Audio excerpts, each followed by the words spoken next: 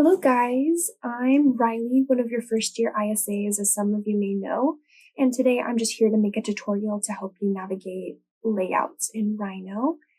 So with layouts, before you even begin making them, there's kind of two good things to set up and make sure are set correctly.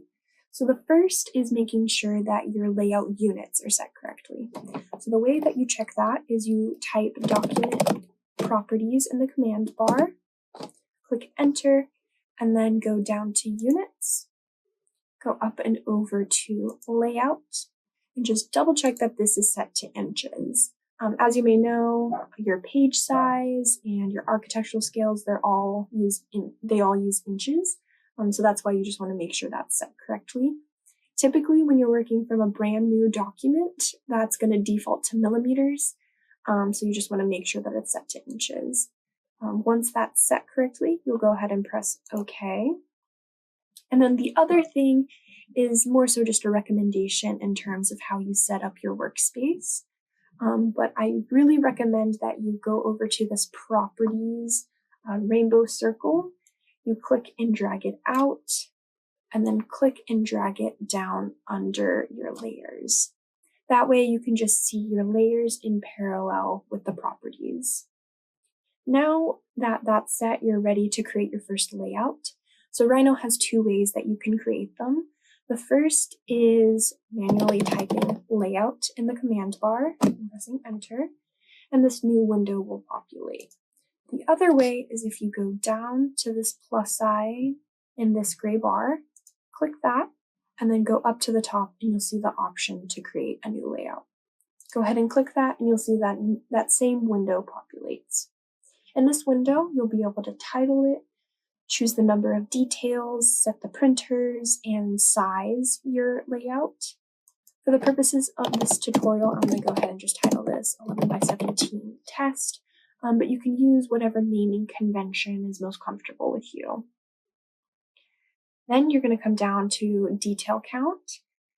99% of the time, you're going to be working with one detail.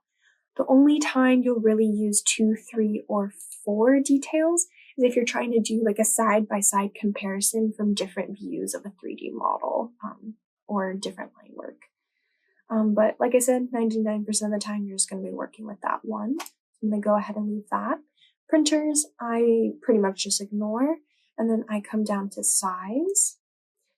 We're going to be working with 11x17s for this layout, but as you can see, you have these other architectural presets that you can work with.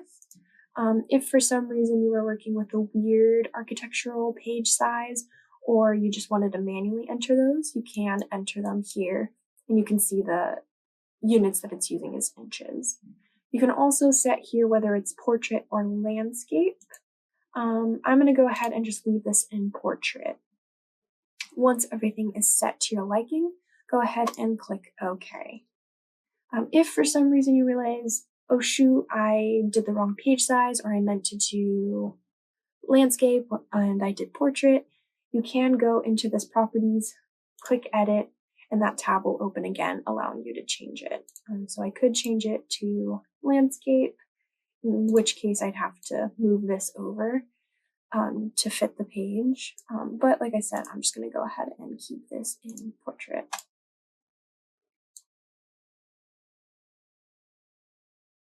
There we go.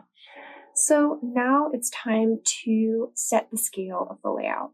So the way you set the scale is you're going to go ahead and double click within the boundaries of the layout, which is this rectangle you can see here.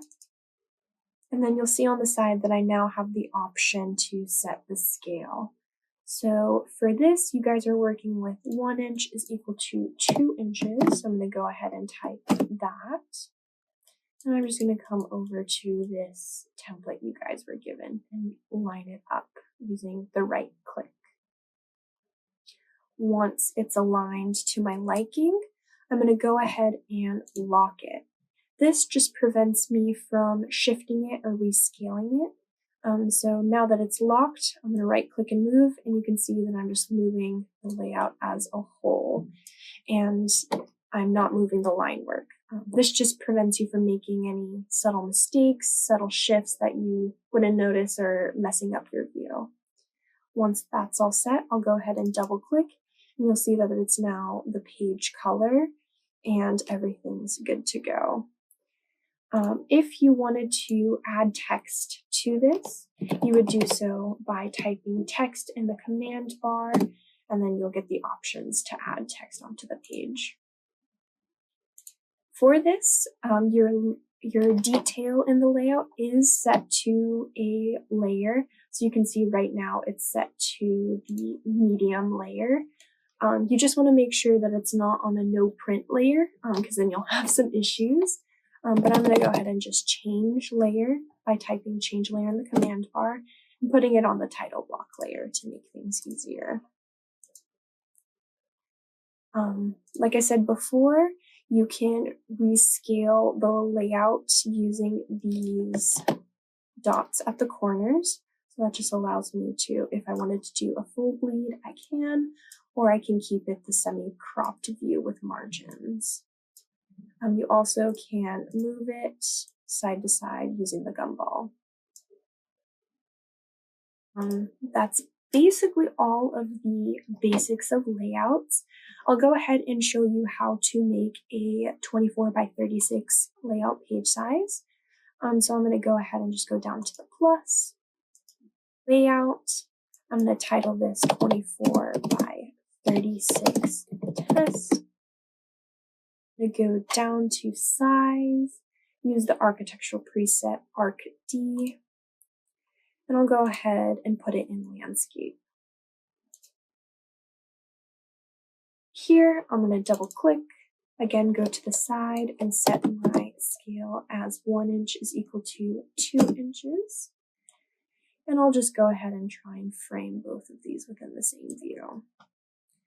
I'll lock it. Now that I'm happy with the set, I'll double click out and my layout is complete again.